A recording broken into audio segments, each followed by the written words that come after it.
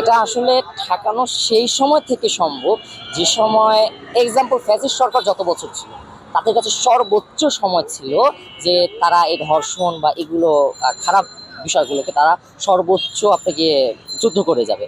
কিন্তু ফ্যাসিস্ট সরকারের সময় আমরা এটা স্পষ্ট দেখতে পারি কি ছাত্রলীগের নেতা 100টা মানে সেঞ্চুরি করতেছে ধর্ষণ করে, আবার কেকও কাটতেছে।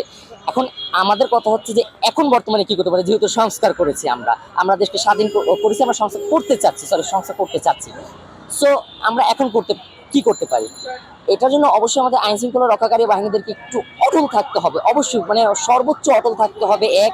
এবং দ্বিতীয়ত হচ্ছে যে আমাদের যে ধর্ষণের যে শাস্তিটা আছে, শাস্তিটা 180 দিন বা 90 দিন না, এটা কি কমিয়ে যাতে 48 ঘন্টা বা ধরেন সর্বোচ্চ, আমার দিক থেকে আমি প্রস্তাব করবো সর্বোচ্চ 5 দিন সময় এর মধ্যে যাতে কার্যকর করা যায়, যাতে করে যাতে অন্য কেউ আর কোনো মতে সাহসও না পায় যে নেক্সট ডে যে ধর্ষণের বিষয় মাথায় আনবে, চিন্তাও করবে।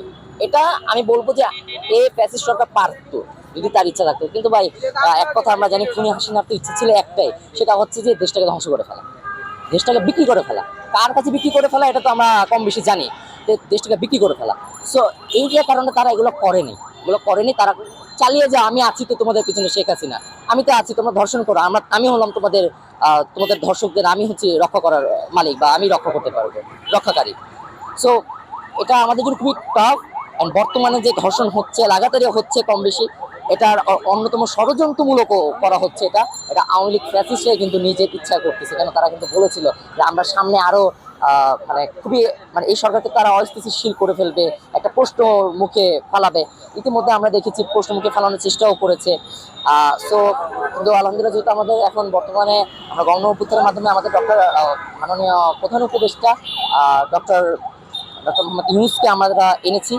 আশা করি উনি আমাদের দেশকে সর্বোচ্চটা সার্ভিস দিয়ে ওনার সর্বোচ্চটা দেবেন এবং আমাদের দেশটাকে সে ফ্যাসিস্ট পথা থেকে বের করতে পারবেন ইনশাল্লাহ।